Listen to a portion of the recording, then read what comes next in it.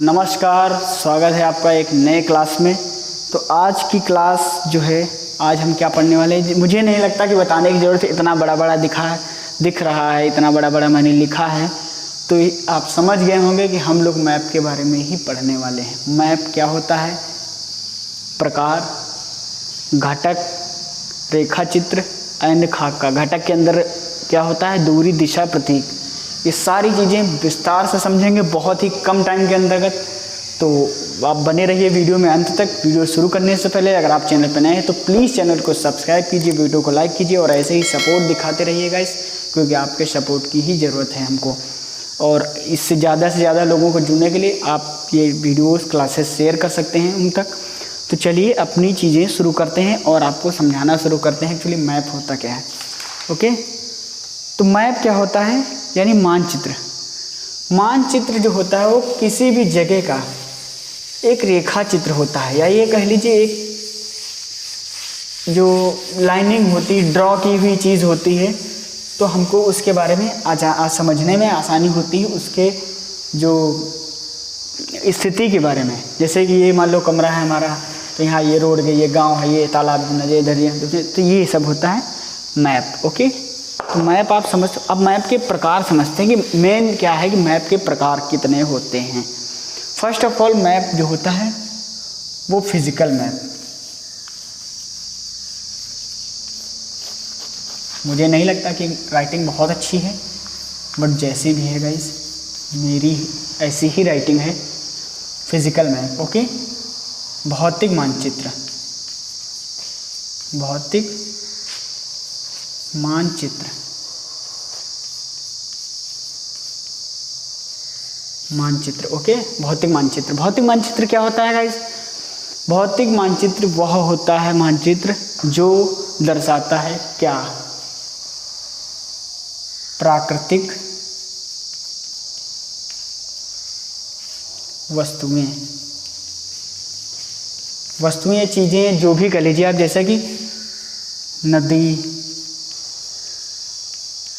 पहाड़, झरने।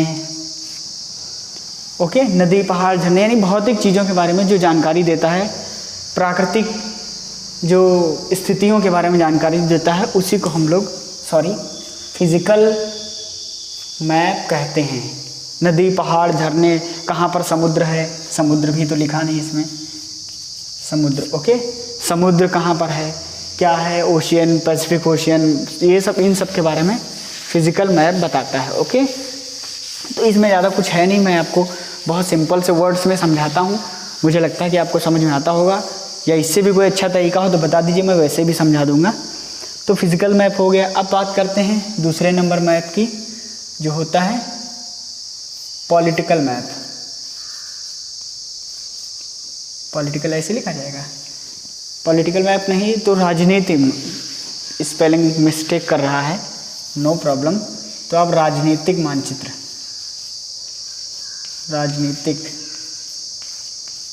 पॉलिटिकल, राजनीतिक मानचित्र। राजनीतिक मानचित्र क्या होता है गाइस? राजनीतिक मानचित्र होता है जो जगहों के बारे में बताता है, जैसे कि देश, कोई जिला। ओके, समझ पा रहे हैं आप? देश, राज्य, जिला, उस गांव, स्थान, वहाँ के पीपल्स के बारे में। तो ये देश, राज्य, जिला, दुनिया, विश्व, ये सब चीज़ों के बारे में जो जानकारी देता है कि कौन सा देश कहाँ है, किसकी बाउंड्री कहाँ तक है, वो होता है राजनीतिक मानचित्र। ओके, तो ये राजनीतिक मानचित्र भी क्लियर हो गया है। इसमें भी कुछ है नहीं ज़्यादा, तो इजी वर्ड्स में मैं आपको समझाता। एक होता है थीमेटिक मानचित्र। थीमेटिक मानचित्र को थीमेटिक ही बोलते हैं, उसमें कुछ ऐसा नहीं है। तो ये होता है 3 नंबर मानचित्र, थीमेटिक। अभी आप इम्पेशेंस मत होइए, आप थोड़ा धैर्य धारण कीजिए, मैं आपको सारी चीज़ें भी क्लियर करूँगा। थीमेटिक मानचित्र, देखिए कितने हाथ गंदे हो गए क्लास लेते लेते। तो थीमेटिक मानचित्र क्या होता है? जो स्पेशल चीज़ों के बारे में जानकारी देते हैं, जैसे कि आपका हो गया सड़क मानचित्र, सड़क मानचित्र हो गया। आपका उद्योग मानचित्र, यानी पूरी दुनिया में उद्योग कौन कौन कहाँ पर हैं, सड़कें कैसे क्या बनी हैं, उनके बारे में बात करते हैं। या वर्षा कौन सबसे ज़्यादा कहाँ पर होता है, वर्षा मानचित्र, यानी स्पेशल चीज़ें, विशिष्ट चीज़ें जिनको आप ऐसे समझ सकते हैं, विशिष्ट चीज़ें, वस्तुएं, विशिष्ट चीज़ों के बारे में जो जानकारी देते हैं उन्हीं को बोलते हैं थीमेटिक मानचित्र। ओके, ये तीसरे नंबर के मानचित्र थे। बस यही प्रकार होते हैं मानचित्र के, यानी जो थीमेटिक मानचित्र क्या होते हैं, जो विशिष्ट चीज़ों के बारे में जानकारी दें, जैसे सड़क हो गई, उद्योग हो गए, बस वर्षा का वितरण हो गया, या अन्य बहुत सारी चीज़ें, यानी पॉलिटिकल और फिजिकल चीज़ें जो नहीं बताते हैं जो मानचित्र, वो थीमेटिक मानचित्र बताते हैं। तो आई होप ये मानचित्र आपको क्लियर हो गए होंगे कि कितने प्रकार होते हैं। अब बात करते हैं, फर्स्ट ऑफ क्लियर हो गया कि प्रकार कौन कौन से हैं। यहाँ पर भी देखिए मैं लिख देता हूँ, भौतिक मानचित्र, राजनीतिक, और तीसरा क्या है, थीमेटिक। ओके, थीमेटिक मानचित्र, ये तीनों प्रकार क्लियर हो गया आपका। तो पहली चीज़ तो आपकी क्लियर हो गई। अब दूसरी चीज़ आती है घटक, मानचित्र के घटक क्या होते हैं। तो पहली घटक क्या लिखा है यहाँ पर, दूरी।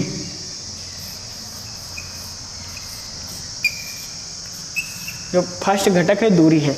नेक्स्ट क्लास हम लोग व्हाइट बोर्ड पे लेंगे, इसमें देखते हैं बहुत गंदा हो जाता है, यहीं पर व्हाइट बोर्ड रख लेंगे, उसमें क्लास लेंगे। ओके, तब आपको अच्छे से समझ आएगा, ये गंदापन नहीं दिखेगा उसमें, बढ़िया क्लियर होगा। ओके, मेरे भी हाथ गंदे नहीं होंगे। तो दूरी, ये फर्स्ट चीज़ है दूरी, यानी अगर जैसे आप इंडिया का नक्शा उठा के देखें, मैं अब देखो इंडिया का नक्शा अगर कहीं पर होगा तो मैं आपको दिखा दूंगा। वैसे इसमें मुश्किल ही है, देखता हूँ कहीं पर, अगर जैसे ये है, ये मानचित्र मान लीजिए है, तो इसमें जो ये दूरियां हैं, ये सब बाउंड्रीज हो, दूरियां, वो दूरी कैसे समझते हैं उनके बारे में हम लोग बात करते हैं। तो कैसे समझेंगे दूरी, तो दूरी को एक पैमाना हम लोग लेते हैं। पैमाना कौन सा होता है, छोटे, दो प्रकार के पैमाने होते हैं, छोटे पैमाना मानचित्र, मानचित्र का मैं माही लिखूंगा, एक बड़े पैमाना मानचित्र, बड़े पैमाना मानचित्र। ओके, अब बड़ा पैमाना कहाँ पर यूज़ होता है, छोटा पैमाना कहाँ पर होता है, वो आपको हम बताते हैं। तो गाइस, जो छोटा पैमाना मानचित्र होता है, कहाँ मिटाने वाला डस्टर है, अच्छा ये रखा, जो छोटे पैमाना मानचित्र होता है,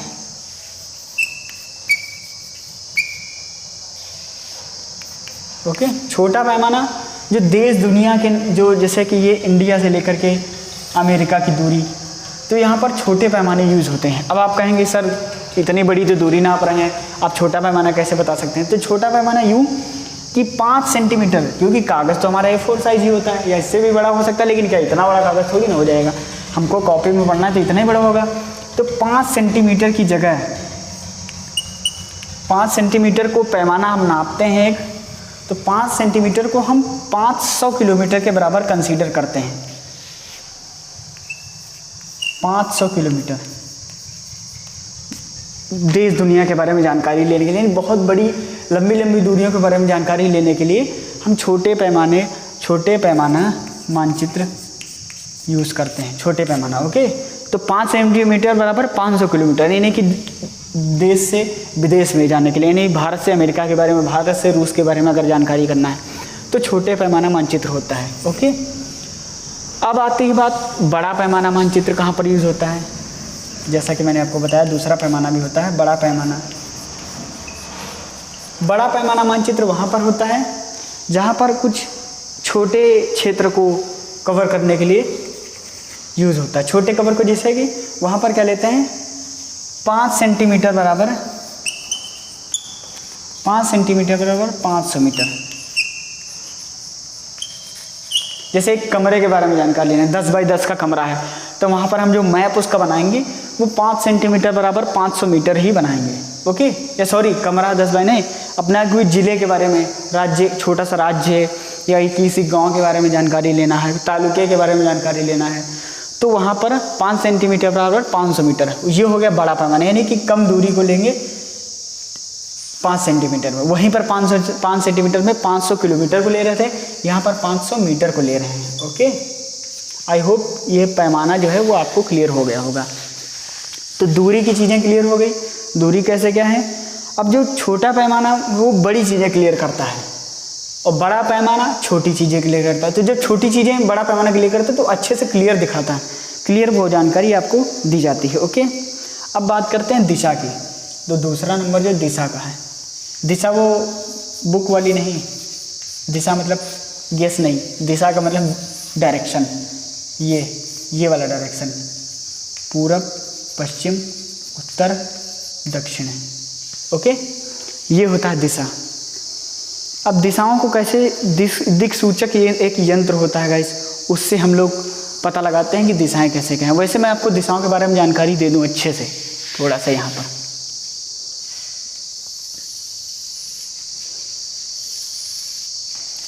ये होता है पूर्व दिशा,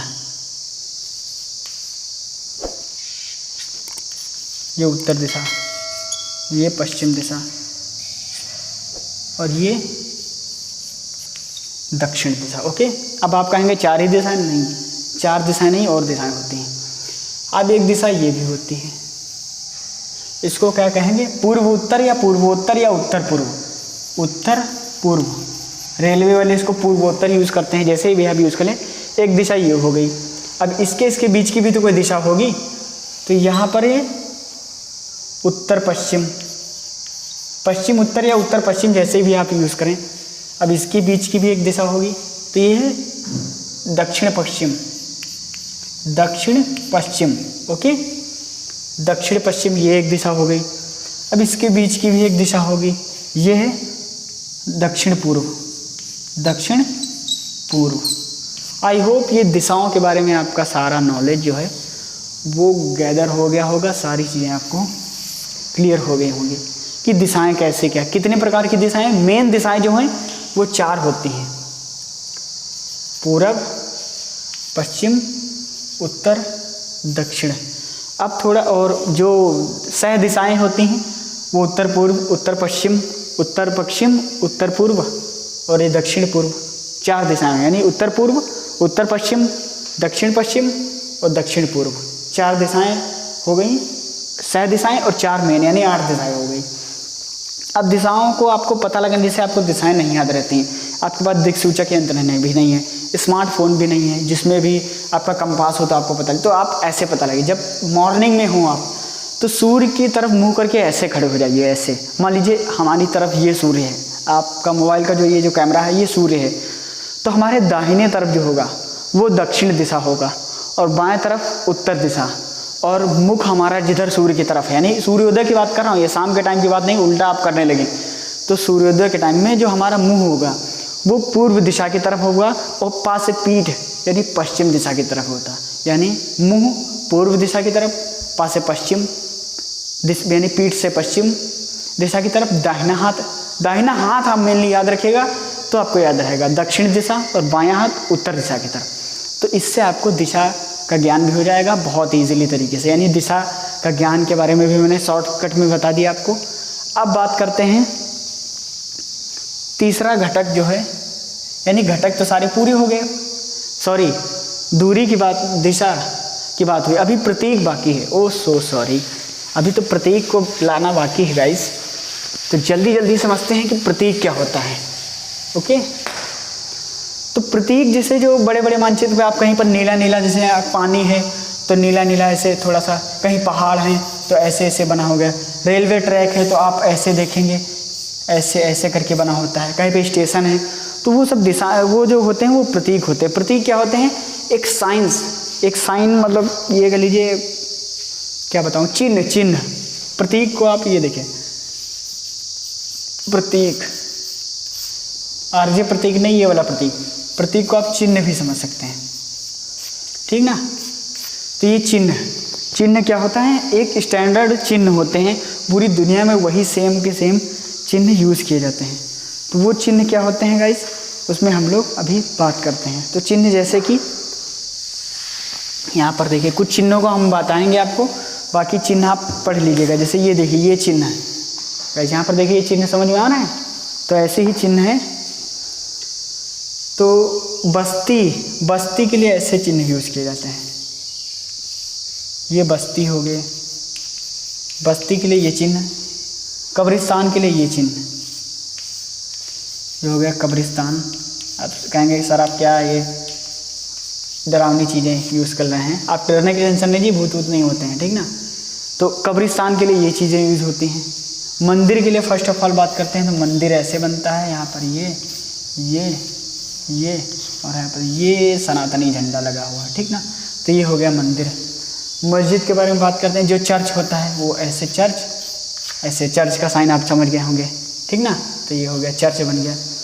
उसके बाद में फिर बात करते हैं कि मस्जिद के बारे में बात करते हैं तो मस्जिद ऐसे और ये मस्जिद, ठीक ना। तो आप समझ गए हैं चीज़ों को कि कैसे क्या होता है। ऐसे ही कुछ साइन सिग्नेचर्स होते हैं, चिन्ह होते हैं, सॉरी फॉर दैट। तो चिन्ह होते हैं, चिन्हों को हम लोग यूज़ करते हैं मैप में वो चीज़ें समझने की, कौन सी चीज़ कहाँ पर नदी, कहाँ पर पहाड़, कहाँ पर नदियाँ हैं और कहाँ पर झरने हैं। तो वो उन सब चीज़ों को समझने के लिए जो हम चिन्ह यूज़ करते हैं वो होते हैं प्रतीक। आई होप आपको तीनों चीज़ें क्लियर हो गए होंगे। अब बात करते हैं रेखा चित्र की।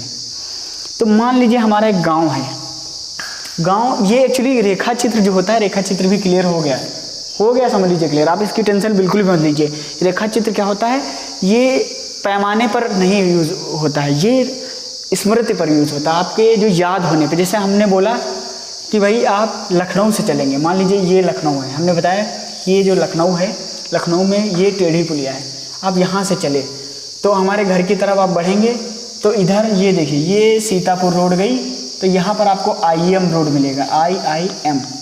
मैं लखनऊ का निवासी हूँ तो वो वैसे ही बताऊँगा, बाकी किसी का तो बताऊँगा नहीं। तो ये है टेढ़ी पुलिया, ये हो जाएगा रेखा चित्र टेढ़ी पुलिया, ओके। तो ये IIM। अब मैं बोलूँगा कि सर आप IIM से आप चले जाएंगे पूर्व पश्चिम दक्षिण दिशा की तरफ। ये देखिए मैंने अभी भी ऐसे ही याद किया, देखो दक्षिण, मुझे दिशाएं याद नहीं रहती ना तो ऐसे ही मैं याद रखता हूँ। दक्षिण दिशा की तरफ चले जाइए तो एक IIM चौराहा पड़ेगा। ये तिराहा है 3 राहों का समूह, चौराहा 4 राहों का समूह। IIM पड़ेगा, वहीं पर मेरा IIM कॉलेज है और वहीं पर मेरा घर है। तो ऐसे ये हो जाएगा। जब आप कहेंगे दाएं मुड़े, फिर बाएं मुड़े, फिर दाहिने मुड़े, फिर एक रास्ता गया, फिर उसको ऐसे मुड़े, ऐसे, तो ये स्मृति पे एक्चुअली डिपेंड होता है। तो उसी को हम बोलते हैं रेखा चित्र। यानी दिमाग में ऐसे ही कुछ भी बना दिया उल्टा सीधा, कुछ भी कहीं से भी शुरू किए, दिल्ली से शुरू किए, ये सीधा रास्ता गया, फिर वहाँ से बाएं मुड़े, फिर दाहिने मुड़े, फिर 5 किलोमीटर सीधा गया, ऐसा करके। तो ये होता है रेखा चित्र, ओके। अब बात करते हैं खाका क्या होता है। तो खाका जो होता है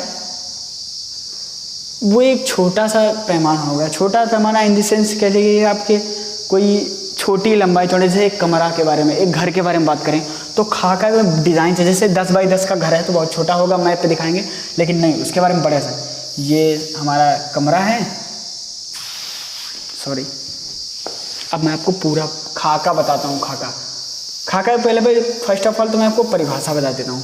खाका छोटे जगहों को बड़े पैमाने पर उतारना खाका कहलाता है, ओके। खाका जैसे हम बोलेंगे कि सर यहाँ पर एक हमारा एक कमरा होगा, फिर यहाँ से आएंगे तो आप ये गार्डन पड़ेगा, घर का खाके की बात कर रहा हूँ। ये गार्डन या गार्डन थोड़ा बड़ा बना देते हैं, ये हो जाएगा गार्डन। ये आप गैलरी आएंगे यहाँ पर तो यहाँ पर एक गेस्ट रूम होगा, ओके, और ये गेट लगा होगा, फिर ये गैलरी होगी, ठीक ना। गैलरी, यहाँ पर एक किचन हो जाएगा, ये लैट्रिन बाथरूम हो जाएगा, ये गैलरी पड़ेगी, यहाँ पर किचन, ये कमरा, ओके, ये गेस्ट रूम, ये बाग यानी गार्डन, ओके, ये गेट हो जाएगा। मतलब बड़े पैमाने पर यहाँ पर दिखाते हैं, तो ये बोलते हैं खाका। तो आई होप आपको खाका भी क्लियर हो गया होगा। तो मुझे लगता है अब आपको मानचित्र का जो है, यानी मैप का जो सारी चीज़ें हैं, मानचित्र, वो सारी चीज़ें क्लियर हो गई होंगी। तो बहुत बहुत धन्यवाद इतना टाइम देने के लिए और पूरी क्लास देखने के लिए। तो थैंक्स फॉर वॉचिंग। मिलते हैं किसी नेक्स्ट वीडियो में। तो चैनल को अगर आपने अभी तक सब्सक्राइब नहीं किया तो प्लीज़ चैनल को सब्सक्राइब कीजिए, वीडियो को लाइक कीजिए। मिलते हैं किसी नेक्स्ट वीडियो में, तब तक के लिए नमस्कार, जय हिंद, वंदे मातरम।